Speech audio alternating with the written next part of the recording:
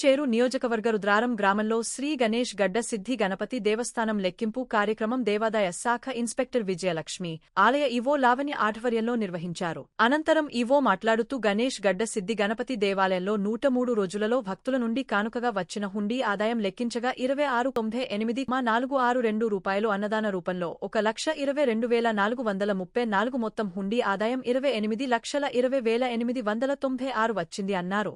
ఆలయ అభివృద్ధికి సహకరిస్తూ పెద్ద ఎత్తున విరాళాలు అందించిన భక్తులకు కోరిన కోరికలను నెరవేర్చాలని స్వయంభుగా వెలసిన సిద్ధి గణపతి ఆశీర్వాదముండాలని మరీ భక్తులకు ఈవో ధన్యవాదాలు తెలియజేశారు. ఈ కార్యక్రమంలో దేవాదాయ శాఖ ఇన్స్పెక్టర్ విజయలక్ష్మి, ఆలయ ఈవో లావణ్య, తహసీల్దార్ ఆఫీసర్ సంతోష్ కుమార్ సర్, ఆలయ జూనియర్ అసిస్టెంట్ ఈశ్వర్, అర్చక బృందం, ఆలయ సిబ్బంది, శ్రీ శివకేశవ స్వచ్ఛంద సేవ సంస్థ సభ్యులు, భక్తులు, గ్రామ పెద్దలు, ప్రజలు పాల్గొన్నారు.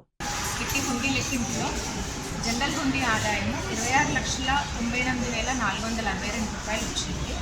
అన్నదానం హుండీ ఆదాయం 1,22,434 రూపాయలుగా నమోదైంది.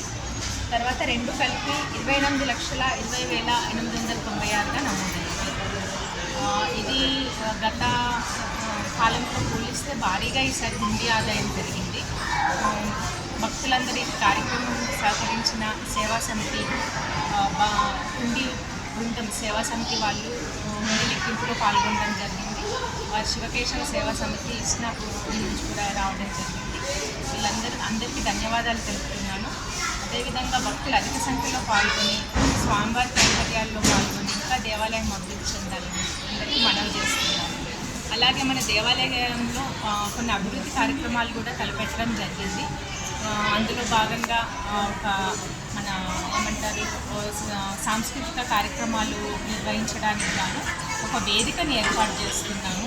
తర్వాత దేవస్థానం చుట్టూ గ్రానైట్ ప్రదక్షిణ మండపం చుట్టూలో గ్రానైట్ అవి ఏర్పాటు చేస్తున్నాము. కొన్ని రూమ్స్, వంటశాల, అన్నదాన సత్రం ఇలాంటివన్నీ కూడా తలపెట్టాము. సో ఎవరికైనా భక్తులు ఇంట్రెస్ట్ ఉన్న వాళ్ళు దేవస్థాన పనివేలులో కార్యాలయంలో సంప్రదించి విరాళాలను అందించి దేవస్థాన అభివృద్ధికి తోడ్పడాలని కోరుచున్నాను. ఈ యొక్క వరసిద్ధి వినాయక స్వామి సన్నిధి లోపల భక్తులు విరాళంగా భక్తుల యొక్క కానుకల ద్వారా 103 రోజులకు గాను 28 లక్షల పైచీలకు హుండీ ఆదాయం రాబడింది.